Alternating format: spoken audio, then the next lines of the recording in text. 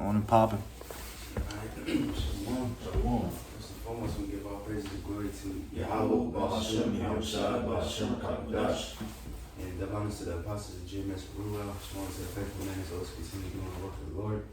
Alright, so GMS Columbus, Ohio, Sunday classes, the Bible series, continuing that. Lord willing, so today's going to be the book of Jeremiah, and cause last time was the book of Isaiah. So, real quick, I'm going to bridge them too, so we can set the scene. And because, let me see, the last king that was in the book of Isaiah that was done pretty much was Hezekiah, King Hezekiah. And then we're going to have two more kings until we get to King Josiah, which is in the book of Jeremiah. So pretty much Isaiah and the book of Jeremiah, it happened, well, Isaiah passed like 50 to 60 years before Jeremiah came on the scene. You know what I'm saying? So real quick, let's get, hold up. Let's get let me see. Second Kings. Is it Second Kings? Well, matter of fact, we're gonna wait on that. Let's start with the article, then we're gonna get the Second Kings. I'll read it. This is an article from Daniel's Desk, Ancient Truth of Modern Time. You want to start at the first paragraph? Yeah. It's entitled The Weeping Prophet, a summary of Jeremiah's life. Jeremiah, well, it says Ben Hilkiah, which is, I believe, Bon, right? Mm-hmm. Yeah. It says before 627 BC, after 585 BC, is one of the more famous prophets of the Old Testament. The Most High sent him to the kingdom of Judah to warn them of judgment. Jeremiah prophesied during the chaotic years leading up to the invasion of Judah by Babylon. He lived through the siege of Jerusalem and continued to prophesy even after the fall of the city.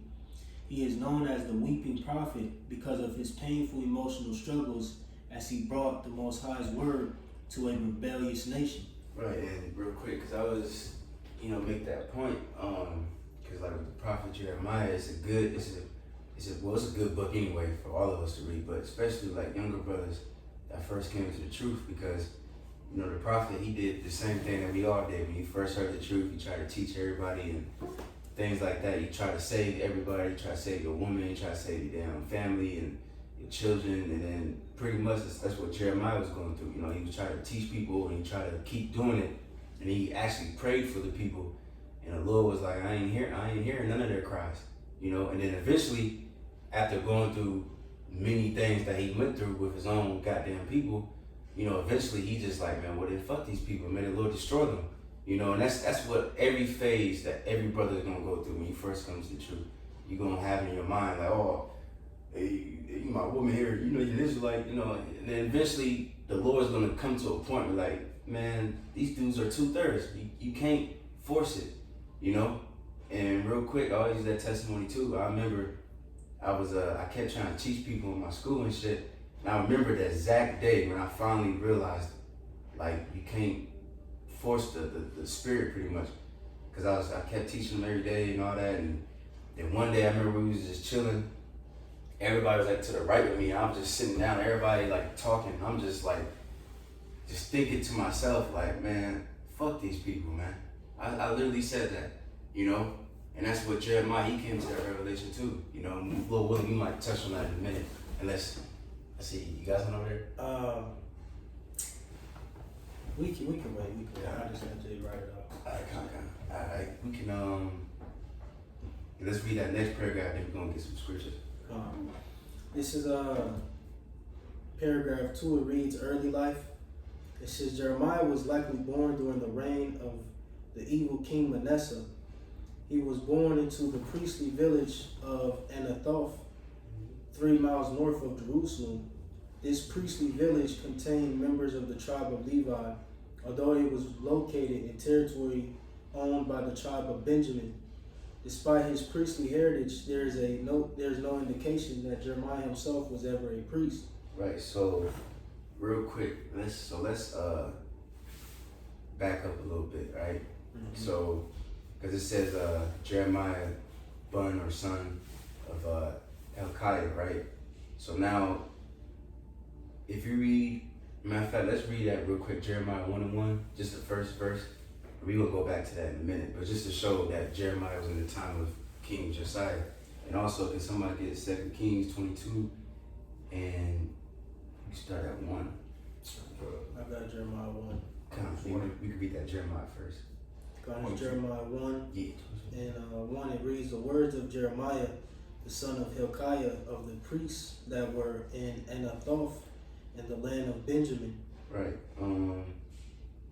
We read verse 2 too. But real quick, he says the son of Hilkiah, of the priest, right? So now in the Kings that we about to read in a minute, Hilkiah was the one that found the law. Now, some scholars say that they don't know if that was technically Jeremiah's father, but I mean, if you link it, it probably was his father. We don't know for a fact, but because they don't really specifically say, because they said that name was common back in the day.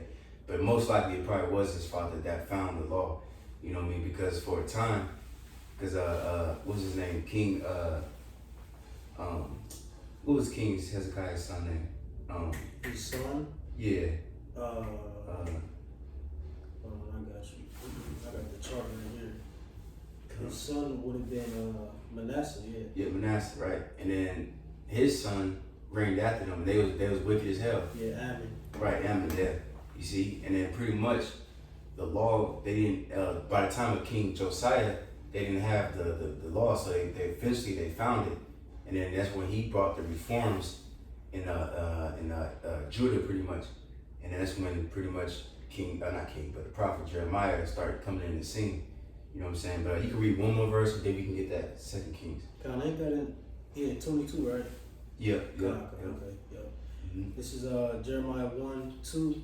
It says, to whom the word of Yahweh came in the days of Josiah, the son of Ammon, king of Judah, in the 13th year of his reign. Right, so just to show right there that that's the time period when Jeremiah came in. So now let's go 2 Kings. Matter of fact, you guys should start in 21, chapter 21, just to set the scene of what's his name? I was just gonna read it in the NLT, the first verse. But real quick, you got it. Let's get 2 Kings 21, and let's start at you can start at 16. 2 Kings chapter 2, 2 Kings 21:16. Moreover, Manasseh shed innocent blood very much, till he had filled Jerusalem from one end to another, beside his sin, wherewith he made Judah to sin, in doing that which was evil in the sight of the Lord Yahweh. Because remember, before King Hezekiah, he was a righteous king. You know what I'm saying? But his son was utterly wicked. But you got it. This is now the rest of the acts of Manasseh, and all that he did, and his sin that he sinned, and they not written in the book of the Chronicles of the kings of Judah. Mm-hmm. And Manasseh slept with his fathers, and was buried in the garden of his own house, in the garden of Uzzah. And Ammon, his son, reigned in his stead. Mm-hmm. Ammon was 22 years old when he began to reign, and he reigned 2 years in Jerusalem, and his mother's name was Meshullemeth, the daughter of Haruz of Jatbah. Mm-hmm. And he did that which was evil in the sight of the Lord, as his father Manasseh did, and he walked in all the way that his father walked in, and served the idols that his fathers served, and worshipped them. Mm-hmm. And he forsook the Lord Yahweh, the power of his fathers, and walked not in the way of the Lord. And the servants of Ammon conspired against him, and slew the king in his own house. And the people of the land slew all them that had conspired against King Ammon, and the people of the land made Josiah his son king in his stead. Mm-hmm. Now the rest of the acts of Ammon, which he did, are they not written in the book of the Chronicles of the kings of Judah? And he was buried in the sepulchre in the garden of Uzzah, and Josiah, his son, reigned in his stead. Right, so yeah, let's get a little backstory, you know what I'm saying? Now, as everything is bridging together, So now we got the King Josiah, the righteous king. He coming in, and now you can read that. Chapter 22. If you son Jake wanna read the NLC. Yeah, just because it kind of confirms that was his son, Hilkiah. Okay, This is Jeremiah 1:1. It says, these are the words of Jeremiah, son of Hilkiah, one of the priests from the town of Anathoth in the land of Benjamin. Oh, you say you read Jeremiah? Yeah. Oh, okay, come. Yeah, come, beautiful. That's beautiful. That's raw as shit, man. Hey, that's raw, cause I never knew that. You know what I'm saying? That's beautiful though. But you got more? No, that's it. I just wanted to read that. Alright, so now we can go to the 2 Kings 22. 2 Kings chapter 22 at the top. Josiah was 8 years old when he began to reign. Dang. And he reigned 31 years in Jerusalem, and his mother's name was Jedidah, the daughter of Adaiah of Bozkath. And he did that which was right in the sight of the Lord, and walked in all the way of King David's father, and turned not aside to the right hand or to the left. And it came to pass in the 18th year of King Josiah that the king sent Shaphan, the son of Azaliah, the son of Meshullam, the scribe, to the house of the Lord, saying, Go to Hilkiah, the high priest, that he may sum the silver which is brought into the house of the Lord, which the keepers of the door have gathered of the people, and let them deliver it into the hand of the doers of the work, that have the oversight of the house of the Lord, and let them give it to the doers of the work which is in the house of the Lord, to repair the breaches of the house. Right. You can skip to 8. You can skip around a little bit just to get to the main points. Yep. Verse 8. And Hilkiah the high priest said unto Shaphan the scribe, I have found the book of the law in the house of the Lord. And Hilkiah gave the book to Shaphan, and he read it. And right, which is it's gonna say it in the article too, which they most likely found in Deuteronomy, because that's when what it's gonna say. But you got it. And Shaphan the scribe came to the king, and brought the king word again, and said, Thy servants have gathered the money that was found in the house, and have delivered it into the hand of them that do the work, that have the oversight of the house of the Lord. Right. And it just I'm just thinking too, remind me like of, in a way, like how these presidents are today, like how, like you have a Republican, he got one view, and then a Democrat comes in next, and he like changes it completely. It's kind of like, in a way, because you like King Hezekiah, and then his son's son was, King Hezekiah, he was righteous, and his son was wicked, and his other son was wicked, and then so they just changed everything. Jake was going the hell off, and then this king, King Josiah, came back in and brought back in righteousness. You know what I'm saying? So it's a lot of back and forth in the scriptures. You know what I mean? But you got it.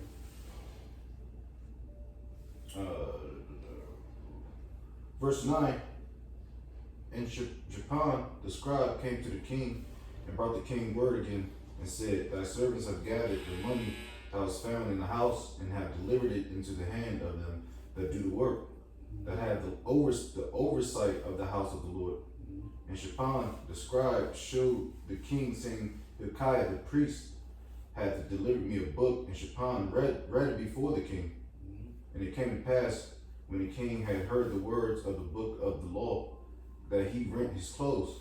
And the king commanded Hilkiah the priest, and Ahikam the son of Shaphan, and Akbar the son of Mishiah, and Shaphan the scribe, and Azahiah, a servant of the king, saying, Go ye inquire of the Lord for me, and for the people, and for all Judah concerning the words of this book that is found, for great is the wrath of the Lord that is kindled against us, because our fathers have not hearkened unto the words of this book, to do according unto all that which is written concerning us.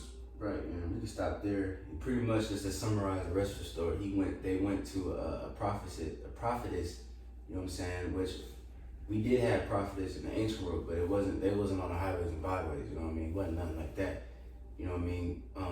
But they went to her and inquired of the Lord, and she pretty much gave the breakdown, the judgment is coming pretty much. You know what I'm saying? But so just to give a little backstory, a little history on Jeremiah's father. So now we can go back to the article and continue.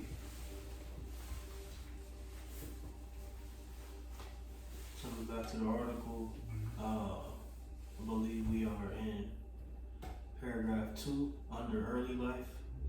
It says, in the year 627 BC, Jeremiah received a dramatic call from Yahweh, the God of Israel, to begin prophesying to the nation.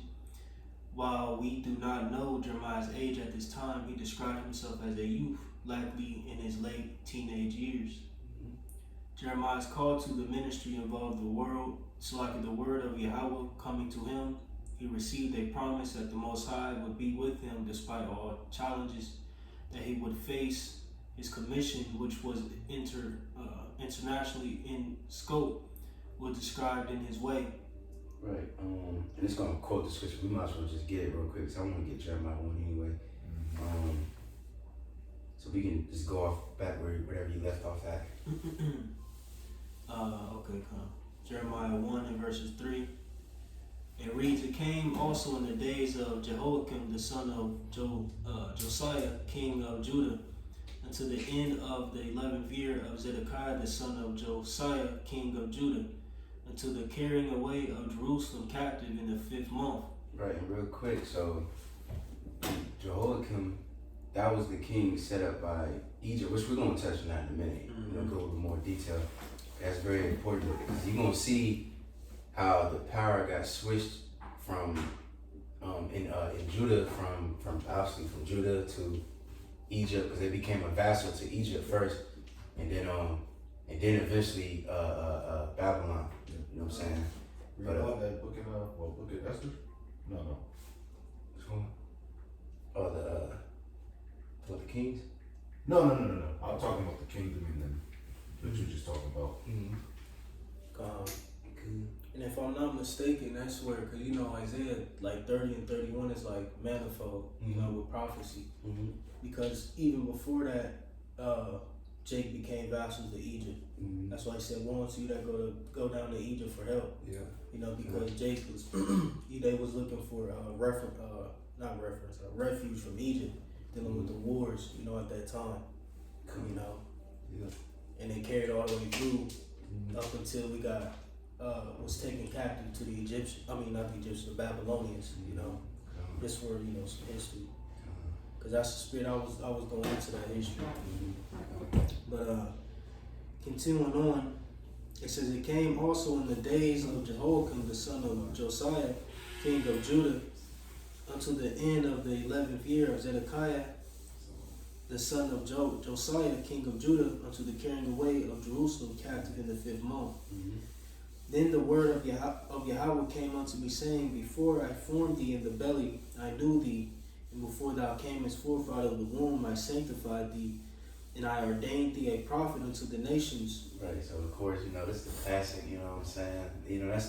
That's what all of us, through the Spirit, probably if you are a man in the Lord, you was born of the Holy Spirit, just like it said of not just of Yahweh, but also John the Baptist.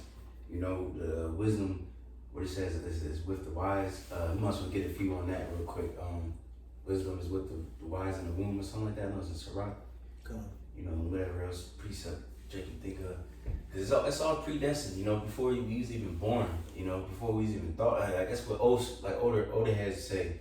I was doing this before you was even thought of.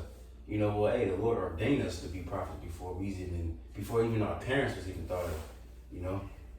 Whoever got it. I got you. This is Sirach 1 and 14. It says, the fear of Yahweh is the beginning of wisdom, and it was created with the faithful in the womb. Right. It was created with the faithful in the womb. It was edged in our existence. Even when we came out, we wasn't as soon as we came out, we wasn't in the truth. We still believed in bullshit Christianity or whatever doctrine that we was in. But still the Lord preserved us. We did our wickedness and we worshiped different idols, things like that. But the Lord preserved us and He called us out of the flock of Israel and ordained us to be separate, to be holy, to prophesy against this place. I got a quick one. Proverbs chapter 2 verse 6. For the Lord Yahweh giveth wisdom, out of his mouth cometh knowledge and understanding.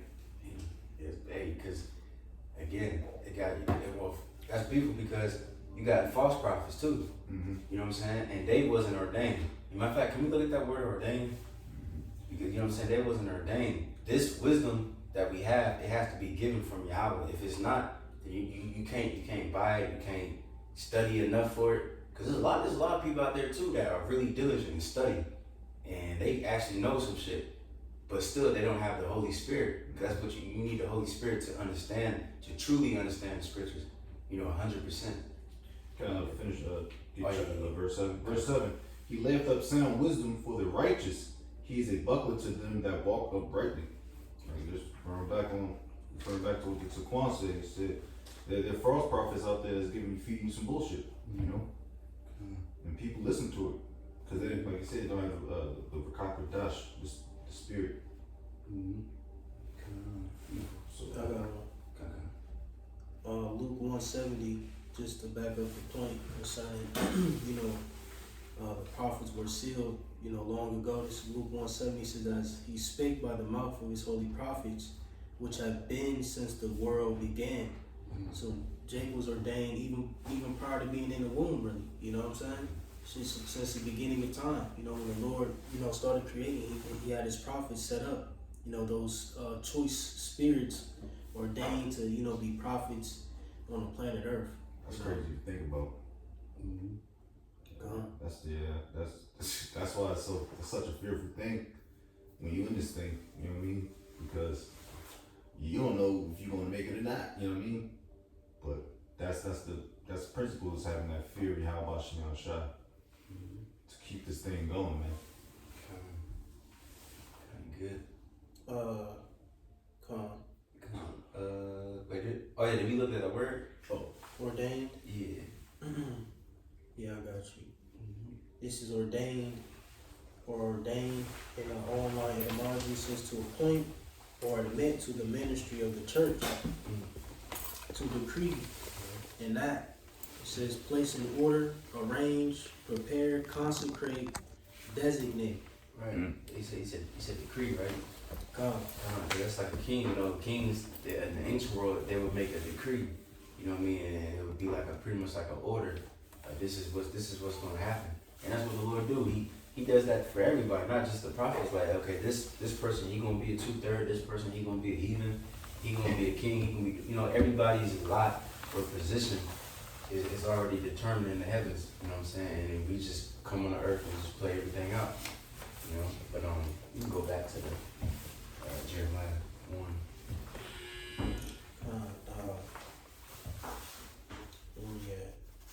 Also too, one more point, and just other little examples. If you read like Samson, how like when the angel went to the parents and he told them that this is what he gonna do when he goes over there, he gonna deliver. Yahweh Shai is another example. So on and so forth. The angel will like, your son's gonna do this and that. Just for another example that everybody's predestined. You know what I'm saying? But you got. I got one more example for you.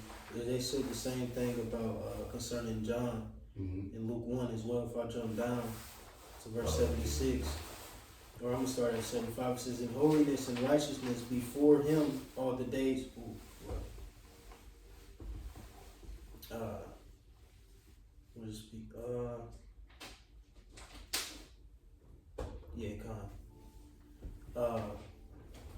Verse 76, verse a lot. Let me jump up a little bit.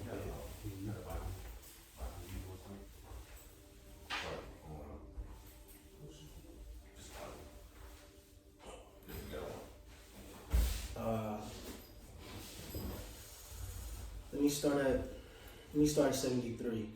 It says, the oath which he sware to our father Abraham, that he will grant unto us, that we being delivered out of the hand of our enemies, might serve him without fear, in holiness and righteousness before him all the days of our life. And thou, child, shalt be called the prophet of the highest. For thou shalt go before the face of Yahweh to prepare his way, which was speaking of Yahweh Shai. So like John the Baptist, again, just showing you how he was decreed, or a decree was placed upon his spirit to pave out the way for Yahweh Shah. He was ordained a prophet, from the beginning, Mm-hmm. Come on. And real quick, so like that made me think of something too. Cause that movie that I sent you, I don't know if you watched it yet. I gotta get to this a lot. It's called The Law of the Sun. Now this going on because it goes into like Buddhist shit, but we got the spirit, so we don't, we know how to chew the meat and spit out the bones. But it's raw as shit because and it's on YouTube too for free. So it's called The Laws of the Sun, and it goes into. It reminds me of Genesis. Really, it's like really kind of the same thing, but it was one part. Like the whole movie was spiritual, but it was one part with the dude or God or whatever. He was like, because people were sinning and killing each other, doing all that shit. And he was like, I gotta create souls to be like guiding people, to give people the breakdown, preach to them pretty much. And he created these souls, and then he threw them and took them to the earth and gave them a commandment like you're gonna teach the people, so on and so forth. And that's who knows exactly how the Lord did it. He probably had a whole council with us, like. Mm-hmm. I'm gonna have y'all go to earth and do, who knows, but we're gonna get all that breakdown in the kingdom. But it's beautiful, man. The Lord is beautiful. But we can go back to that Jeremiah.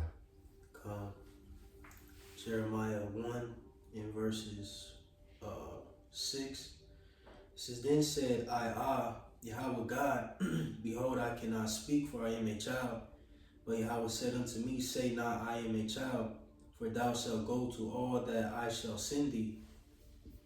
And whatsoever I command thee, thou shalt speak. Right, so it's two things, you know what I'm saying? He said, I'm a child, right? And even King Solomon said the same thing when he became king. If you read that Wisdom of Solomon, I believe 9 or 8, 7, one of those three, you know what I'm saying? And he became a king at the age of 20. But he was praying to the Lord, like, I'm a child, I don't know how to, that's why he prayed, that's one of his famous prayers, give me understanding so I can judge your people and know right from wrong. And Jeremiah was in the same position. He was like, I'm a child, I don't know. But the Lord, he works in mysterious ways, as he said. He could have chose an older man that more knowledgeable, but he wanted Jeremiah to go do it. You know what I'm saying? And also he said, whatsoever I command thee, thou shalt speak. That's another thing that's very, very important with this doctrine. We can't teach what we want to teach, or our opinion and all that bullshit. We gotta teach the word as it is, as you're supposed to teach. He said the same thing to the prophet Ezekiel. He said, I'm gonna put my words into your mouth, But you got it. It reads in verses 8, Be not afraid of their faces, for I am with thee to deliver thee, said Yahweh. It says, Then Yahweh put forth his hand and touched my mouth, and Yahweh said unto me, Behold, I have put my words in thy mouth.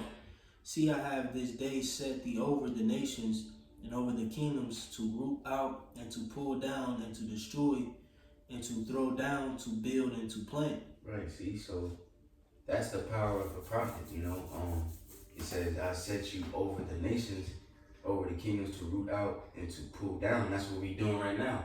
Even to this day, we prophesying the downfall of all these different nations, which you read Jeremiah, Isaiah, things like that, they cussing out Moab, they cussing out Elam, it's cussing out Babylon, it's cussing out everybody. That's what we doing.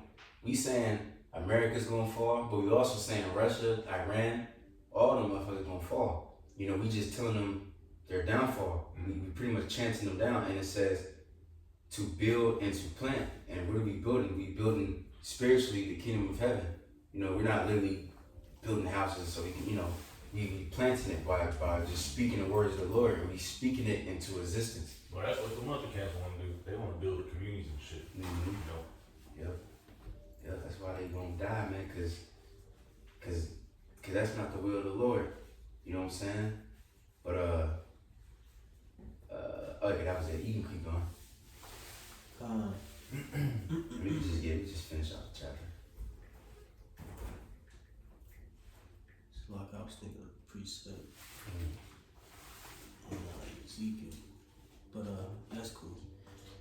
Jeremiah 1 in verses 11 it reads, Moreover, the word of Yahweh came unto me, saying, Jeremiah, what seest thou? And I said, I see a rod of an almond tree. Then said Yahweh unto me, Thou hast well seen, for I will hasten my word to perform it. Now, real quick, what does that almond tree represents? All right, if you look up real quick, let me pull it up. If you go into almond trees, they are like one of the first trees to bloom during the spring. I'm gonna read it real quick, just a simple Google search. It says almond trees are among the first trees to bloom in early spring, or it's like the first deciduous trees, if I'm pronouncing that word right, to bloom in early spring, often flowering between late January and mid-February before the leaves appear. Let me see if I need anything else. Let me go down here. It says symbolism, often called the wakeful tree from the Hebrew, shaped because it is first to stir from winter. So pretty much, the Lord was going to make a quick work. You know, He's going to make His word be performed quickly. You know what I'm saying? That's what pretty much it was representing. You know what I'm saying? But I'm sorry. I'm gonna just one more point, cause just like in how we went to the book of Isaiah, with Isaiah's son, remember his name means pretty much to make a quick work or something, whatever. You know, so this is another example of that. You know, the Lord's just making it perform it quickly. But you gotta start. Oh, that's why the days are going faster, the weeks, man. It seemed like it was damn Monday yesterday. Yeah. But Yeah. I mean, Esau's a devil because he's trying to do that daylight savings times and all that bullshit, which happens once every year. But around this time too. But that's how this place is going down, very quick. All right, they said this place is gonna go down in 1 hour, man. That's fast, you know. It took since 1776. Well, prior to that, for this kingdom to be built up, but it's gonna crumble in an hour, bro. That's funny. I got scripture to say. Matter of fact, can you get that real quick? It's Zephaniah 1. I forgot what verse, but it says the Lord shall make a speedy riddance. You know, just like the old saying, good riddance. You know, finally, this place deserved to be destroyed. Okay. I think it's like right after 14. I know it. I got you. Oh yeah, I got it. It's the last verse. This is Zephaniah chapter 1 verse 18. Neither their silver nor their gold shall be able to deliver them in the day of the Lord's wrath, but the whole land shall be devoured by the fire of his jealousy. For he shall make even a speedy riddance of all them that dwell in the land. Right. Be devoured by that fire, the thermonuclear missiles, and also that chariot fire. Alright, and it's going to make a speedy riddance. You know, we look at that word riddance in online etymology. It says that cleaning out, removal, clearance, demeaning a deliverance from something superfluous or unwanted. And this place is unwanted. Let's see. That's happening every day. People are getting fed up with this fucking place. It ain't no longer that tender and delicate place everybody wants to visit. No, niggas trying to get up out of here, man. Pursuant to Isaiah, the 13th chapter. You know, these heathens, they going back to their lands, man. And one more. It says I'm gonna go to the root of the word, which is rid, which says clear, set free, save, to be freed from. You know, that's exactly what we need. We need deliverance, all right? But cause yeah, that's a video. I got to do a video on that. Cause once the Lord rid this place, you know, rid the world of evil, then we can be saved. But if the Lord don't destroy this place, we ain't gonna be saved. There's no, you can't skip that. You know what I'm saying? We're gonna continue to be wicked and going into sin. You know. But we can go back to Jeremiah. We got some more. Jeremiah 1 and where we at? Verses.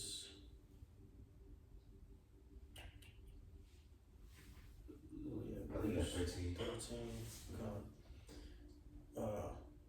Isaiah, Jeremiah 1:13, it says, and the word of Yahweh came unto me the second time, saying, what seest thou?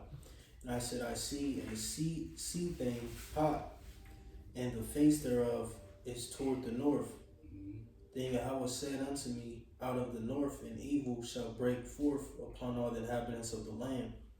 For lo, I will call all the families of the kingdoms of the north, saith Yahweh, and they shall come, and they shall set everyone his throne at the entering of the gates of Jerusalem, and against all the walls thereof round about, against all the cities of Judah. And I will utter my judgments against them touching all their wickedness, who have forsaken me, and have burned incense unto other gods, and worshipped the works of their own hands. Right, so we're going to see, Babylon came, you know what I'm saying, and pretty much fuck Jacob for their wickedness, you know what I'm saying? But you got a few more, we can close it, finish that out. Verse 17, it says, Thou therefore gird up thy loins, and arise, and speak unto them all that I command thee. Be not dismayed at their faces, lest I confound thee before them. Right, and that's an important thing to know when you're out in the highways and byways. Don't be afraid of these people. You know what I mean? If you are, and the Lord will confound you, He will embarrass you.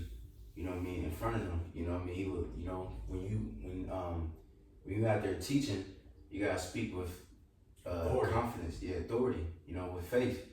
You know, or if not, then they gonna see that, and they might attack you, or they might just talk shit and prove you wrong or something like that. Like, nah, we got the truth. It's not being proud or nothing, we got the truth, and we teaching these people. They ain't teaching us. You know what I'm saying? We ain't afraid of little stupid ass young nigga or Esau. We don't care. We gonna prophesy exactly what the Lord told us, even if it is very uncomfortable, because it's very uncomfortable for a lot of these people, because we point out their wickedness, especially Esau. He wants us dead, man. But you got it. Jeremiah 1:18, it says, Behold, I have made thee this day a defense city, and an iron pillar, and brazen walls against the whole land, against the kings of Judah, against the princes thereof, against the priests thereof, and against the people of the land. And they shall fight against thee, but they shall not prevail against thee, for I am with thee, saith Yahweh, deliver thee. It's like Yahweh to deliver thee. Right, so this is just, Jeremiah, when he began his calling, you know what I mean? But he said what? That they gonna fight against you, will not prevail. Can we get real quick, the gates of hell shall not prevail against you, Peter, upon his rock. Because that war is coming, like I said earlier, we had a prophesying against these people, and they hate it. Esau, specifically too, he gnashing upon his teeth, wanting to really wipe us out. But the Lord is going to protect us. He ain't going to prevail against us, You got it. Matthew 16:18 says, And I say also unto thee that thou art Peter, and upon this rock I will build my church, and the gates of hell shall not prevail against it. Right, the gates of hell shall not prevail against this church. We're gonna have the victory at the end. They're gonna try to round us up and chop our heads off, and they're gonna get certain brothers, but the Lord's gonna lift up a standard and deliver us. And then He's gonna give us the neck of our enemies. Got a quick one. Real quick. Psalms 91, at the top. He that dwelleth in the secret place of the Most High shall abide under the shadow of the Almighty. I will say of the Lord, He is my refuge and my fortress, my power, in Him will I trust. I don't want to keep going, but surely He shall deliver thee from the snare of the fowler and the noisome pestilence. All right, that says destruction that's about to come up. Esau's wrath, that's read about in Revelation 12 chapter. He's going to get his choice men up out of that. Even if we have to fucking get our heads chopped off. Let me see. When you go back to the article, you can skip that scripture because we already read that. You can just read the right under that Jeremiah 1:10. Jeremiah 1. What's the like? Okay, you said right under that? Yeah. Okay. Again, under early life, we in the fourth paragraph. It reads, says, This was confirmed by two visions Jeremiah saw an almond branch, which through a play on Hebrew words indicated that the Most High was about to fulfill His word. He also saw a kettle of boiling liquid, tilting dangerously on the side and leaning toward the south, an indication of the coming of Babylonian destruction that would descend on the kingdom of Judah from the north. Josiah was king at this time, and he can assume that Jeremiah quickly involved himself in the reforms that Josiah was organizing. This included in 622 BC the finding of the lost book of the law, likely the book of Deuteronomy, in the temple complex. See 2 Kings 22 and 8. And real quick, just to get that word, reforms is an intentional changes designed to improve a system, law, organization, or behavior by removing faults, abuses, or errors. They did that when they, found the law, which we already went through. But you got it. It says societal opposition. It says despite Joash's attempts to reform the people from pagan worship, Jeremiah's ministry was marked by opposition. Josiah himself was killed in battle in 609 BC. From that point on, Jeremiah faced both cultural and royal opposition that steadily intensified. Right, so real quick, because we already went through this history a little bit when we was going through the Kings and Chronicles and things like that, but let's touch on it again just so we can see what's going on during the time of the book of Jeremiah. So real quick, we can just I think it's 2 Chronicles 36, but first let's read. I put an article in the Telegram. You see, it's the last one I put. The Battle of Megiddo. Somebody can read that from the top. The Battle of Megiddo is recorded as having taken place in 609 BC when Pharaoh Necho II of Egypt led his army to Carchemish, northern Syria, to join with his allies, the fading Neo-Assyrian Empire, against the surging Neo-Babylonian Empire. This required passing through territory controlled by the kingdom of Judah. The Judean king Josiah refused to let the Egyptians pass. The Judean forces battled the Egyptians at Megiddo, resulting in Josiah's death and his kingdom becoming a vassal state of Egypt. The battle is recorded in Hebrew Bible, the Greek First Esdras, and the writings of Jewish historians Josephus. So this is a very important battle because, like I said, that's when pretty much, because Egypt was going to try to help the Syrians because they starting to losing their power now. Because the book before is the book of Isaiah. That's when the Syrians, they was on top. But now during this time they starting to lose their power, and then Babylon is starting to become the world power at this time. You know what I'm saying? So the Egyptians try to go help them. They have to go through the land, and Josiah tried to stop him, and then he ended up getting killed. And then the Pharaoh king made his son a vassal king and made them tributaries. You know what I'm saying? And what's it called? Eventually, after that, you know what I'm saying, they still end up losing. You know what I mean? Because Babylon, which we're gonna touch on that too, but Babylon, they that was prophesied in Jeremiah 46, how Babylon pretty much destroyed Egypt, and then that's when really, your boy the Syrians really lost their power. You know, in that area, on that whole area, the Levant area with Israel and Lebanon and all that shit. So, you know what I'm saying? But let me see. What did I call it? Some history. Okay, Just so Jake know where this account is at. This is First Esdras 1, and this pretty much taps into a lot of the works of Josiah. Him getting things in order, reestablishing the Passover, so on and so forth. But it also mentions the war and his death in this passage. And I'll just read a little bit. It says, First Esdras 1 and 25. It reads, it says, "Now after all these acts of Josiah, it came to pass that Pharaoh, the king of Egypt, came to raise war at Carchemish upon Euphrates, and Josiah went out against him. But the king of Egypt sent to him, saying, What have I to do with thee, O king of Judah? It says, I am not sent out from Yahweh God against thee, for my war is upon Euphrates. And now the Lord is with me. Yeah, the Lord is with me. Hasten me forward. Depart from me, and be not against the Lord. Howbeit Josiah did not turn back his chariot from him, but undertook to fight with him, not regarding the words of the prophet Jeremiah or Jeremy spoken by the mouth of Yahweh, but joined battle with him in the plain of Megiddo. And the princes came against Josiah. Then said the king unto a servant, carry me away out of the battle, for I am very weak. And immediately his servants took him away out of the battle. Then got he up upon his second chariot, and being brought back to Jerusalem, died, and was buried in his father's scepter. You know, so just because it referenced First Esdras, you know, so for whoever may be watching or new believers, you know where this account is at, you know. But that's pretty much the point.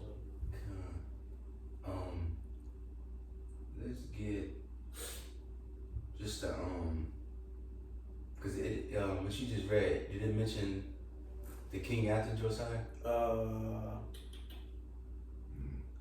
believe. Let me see.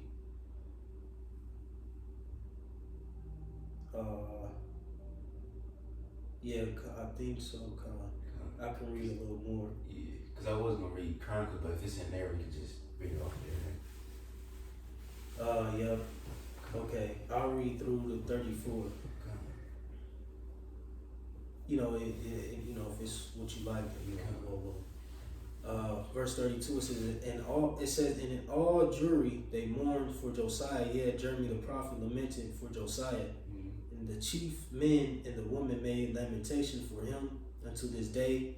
And this was given out for an ordinance to be done continually all the nation. It says, so like he done continually in all the nation of Israel.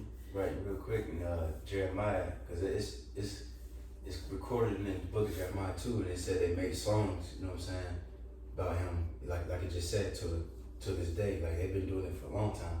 Mm-hmm. You know, that he was very loved, but you got it.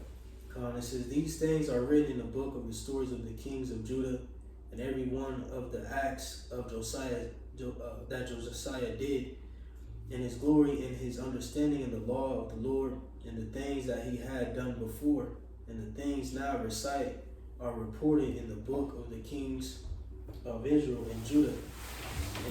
And the people took Jehoiakim, the son of Josiah, and made him king instead of Josiah his father, when he was 23 years old. What was that? I mean, I could keep going. Yeah, because they mentioned Egypt when they took him down, because I know that king got replaced. Right, and that's I believe Joaz, right? Yeah, it's gonna keep going. Yeah, kind of. It says, how you pronounce it? Jehoaz. Jehoaz. Damn. Jehoaz. I hope they pronounce like that. I believe it, Jehoaz, or Shalom. I think that was like one of his other names. But you continue to read in verses 35. It reads, it says, and he reigned in Judea and in Jerusalem 3 months, and then the king of Egypt disposed him from reigning in Jerusalem. Right, just like similar how like you see today, like how America's doing, like Venezuela. I don't like that king. No, you ain't listening to anything I'm doing. I'm gonna dispose of you. Now I'm gonna set up another king. This is, that's in my interest. You know, he's in my back pocket. So, you know what I'm saying? That's pretty much what he did, and pretty much that's how Judah became a vassal state at that time. I believe it was multiple times, but at that time with that king. Mm-hmm. But you got it. It says, and he set a tax upon the land of 100 talents of silver and 1 talent of gold. The king of Egypt also made King Jehoiakim his brother king of Judea and Jerusalem, and bound Jehoiakim and the nobles of Zerakis his brother, his brother, he apprehended and brought him out of Egypt. 25 years old was Jehoiakim when he was made king in the land of Judea and Jerusalem, and he did evil before Yahweh. You got more? It goes into all that. Pretty much this whole chapter. Matter of fact, But that's on you. yeah, let's come back to that because I believe we're gonna go back to it's gonna go into Babylon and all that. Yeah. You know what I'm saying? We go back to that. Let me see. So now we can go back to the article and continue there. Under societal opposition, paragraph 2. It reads, although the details are hazy, there was a plot to kill Jeremiah that was launched from the hometown of Anathoth, likely by the priests who preferred pagan rituals to the pure worship of the Most High. See Jeremiah 11 and 21. Let me see. I can read that real quick. This is good. Jeremiah 11 and 21 says, therefore, thus saith Yahweh, the man of Anathoth, that seek thy life, saying, prophesy not in the name of Yahweh, that thou die not by our hand. You know what I'm saying? Just see people getting mad at Jeremiah, and eventually they're going to throw him in a dungeon. But we can get that in a minute, but you go, keep going. It reads, so I can go back. Paragraph 3 says Jeremiah's ministry likely produced much of his friction because of his direct challenge to the people against their pagan practices in his most famous sermon, the Temple Sermon, which was preached in front of the gate of the temple in Jerusalem. Jeremiah called out the people for hypocritical actions, idolatry, and false religion. He then promised judgment if they did not repent, saying the dead bodies of this people will be food for the birds of the air and the beasts of the earth. Jeremiah 7:33. Want to read that or? It's good. We can keep going. Paragraph 4 says, throughout his ministry, Jeremiah was aided by Baruch, a scribe who took care to record the prophecies of Jeremiah after the painstaking labor of creating a scroll with the prophecies. The king Jehoiakim requested to hear the scroll read to him. Jeremiah 36:23. And Jay can read that on our own time because it's going to summarize it a little bit. So it's something good that you got. Says the king's response was unsupportive. He cut the scroll up with a knife and cast it into the fire, indicating his complete rejection of everything that Jeremiah was preaching. The final king of Judah, Zedekiah, was only slightly more supportive as the political situation deteriorated. He called Jeremiah and would request prophetic insight and what to do despite being promised mercy. Zedekiah never did what he was told. Instead, Zedekiah bowed to popular pressure, eventually leading to Jeremiah's arrest and imprisonment in Jerusalem. Right, because the niggas was getting mad, and it was just like, man, cast his men away, like throw him. Matter of fact, hold on, let me see.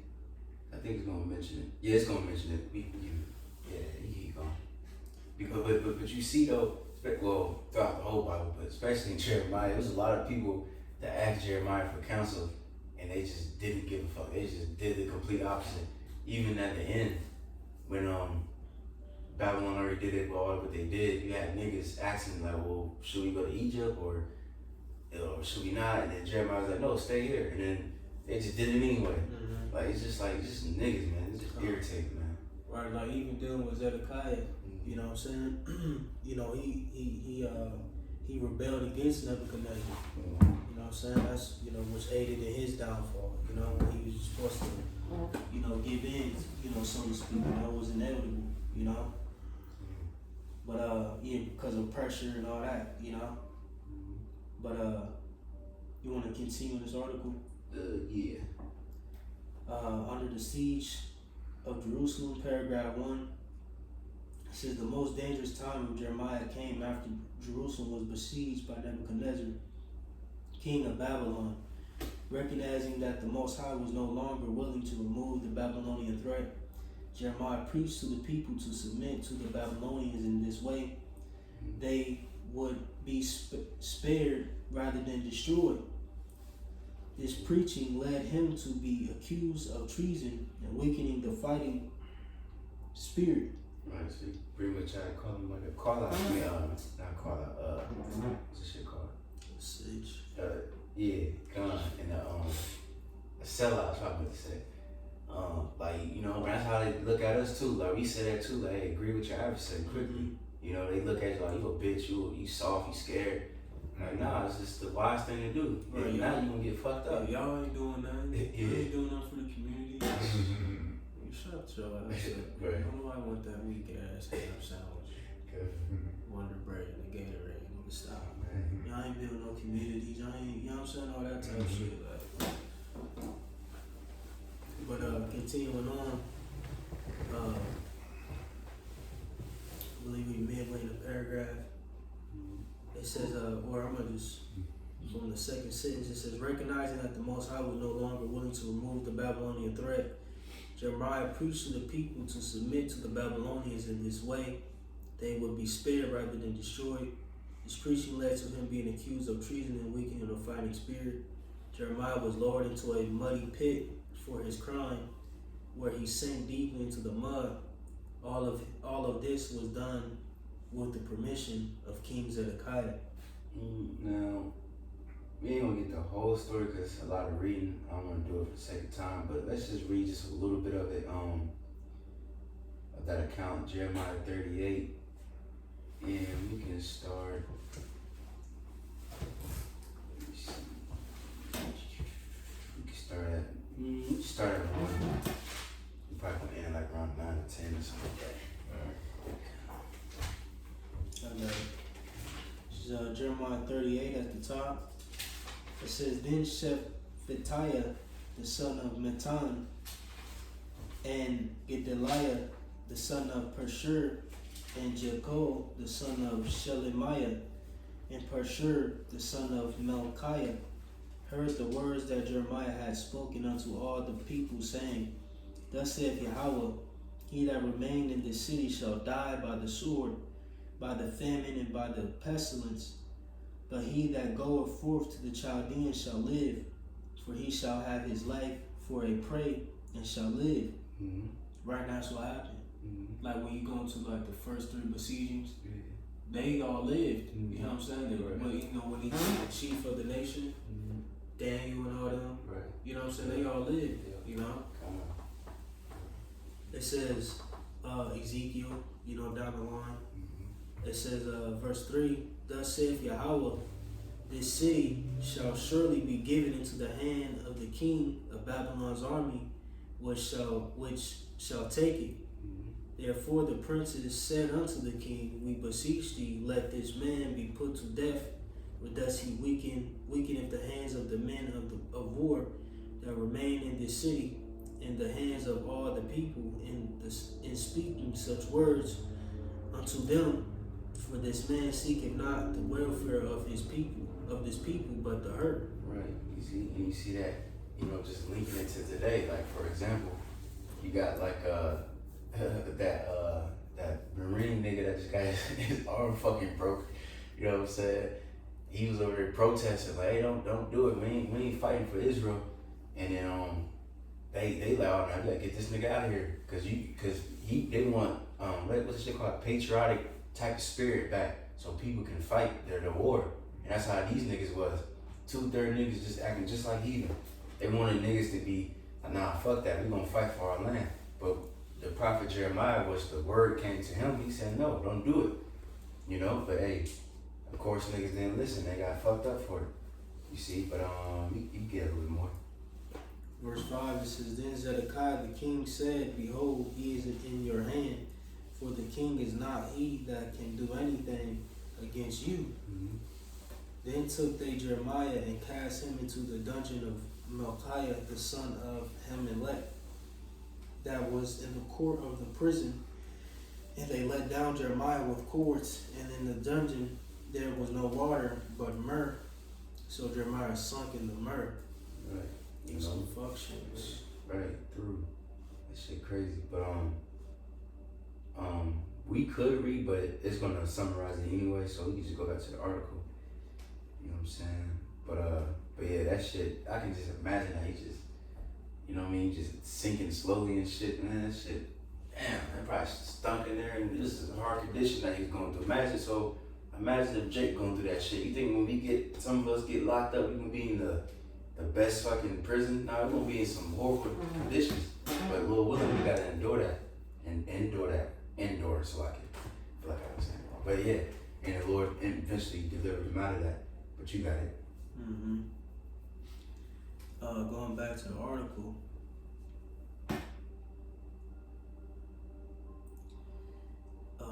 We had paragraph 2. It says Jeremiah was saved by one of the intervention of Ebed-Melech, an Ethiopian court official who pled with King Zedekiah to rescue Jeremiah, receiving royal permission. Ebed-Melech raced to the pit with 30 men. He lowered ropes and rags down. The prophet stuffed the rags under his arms and was lifted out of the mud by means of the ropes. Mm-hmm. This prevented Jeremiah's immediate death, but he remained a prisoner. Finally, on July 19th, 586 BC, Jerusalem fell to the Babylonians. And let me see. Yeah, that was when they completely destroyed the temple, Yeah. Real quick. I just want to get the quick account real quick of Babylon. Somebody can find that before I do. Just going into how Babylon received it and all that.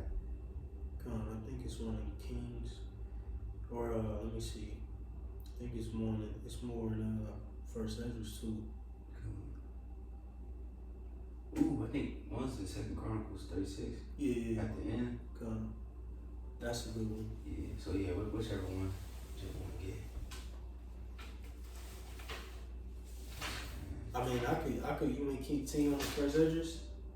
Yeah, you might as well. It goes into First Ezra 1.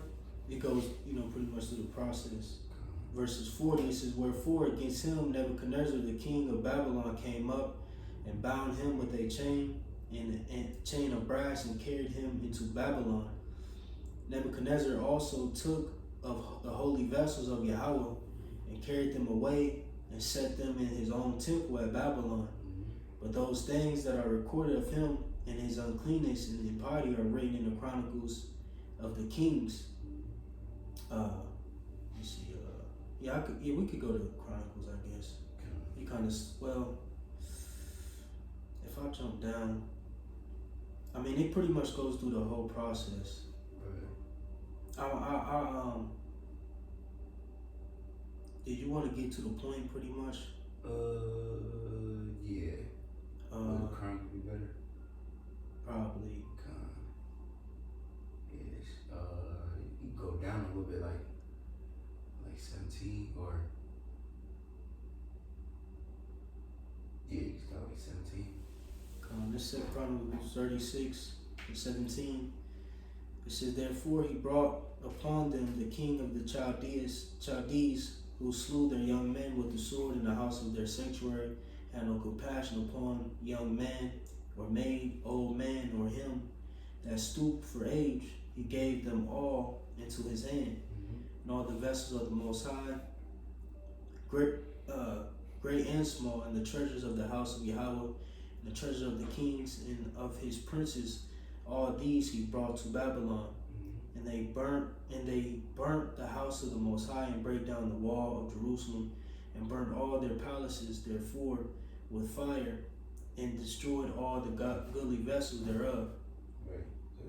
Jake was just completely destroyed. You know what I mean? We had no power, because then I don't know if it's gonna mention it, because it just left the Portland land. You know what I'm saying? But you got it. Verse 20 says, and them that had escaped from the sword carried he away to Babylon, where they were servants to him and his sons until the reign of the kingdom of Persia. Mm-hmm. Like you said, men honorable mentions like Daniel, and what was it? Ezekiel, so on and so forth. You know what I'm saying? But you got it. But Jeremiah, him himself, he was which I think they're gonna mention in the article. But he was offered to go, but he decided to stay in Judah or Jerusalem. You know what I'm saying? But you got it. Yeah, Azariah, Mm-hmm. Hananiah, you know, Mm-hmm. 3 holy children, so to speak. I feel like when there's somebody, Shadrach, Meshach. Meshach, and Abednego. when there's somebody else though, like a prophet or somebody out there. No, I might be. We might have got them all then. Ezekiel, Yeah. just some main figures. You got it. I think they say, hold on. I think they say.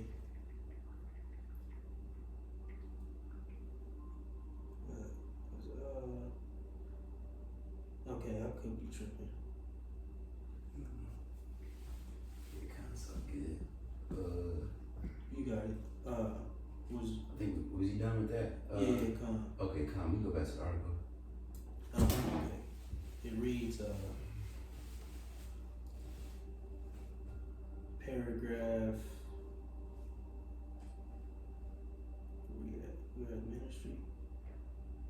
Yep. Ministry after the siege. Paragraph 1. It says Jeremiah was known to Nebuchadnezzar, who thought highly of him because he had counseled the people to surrender.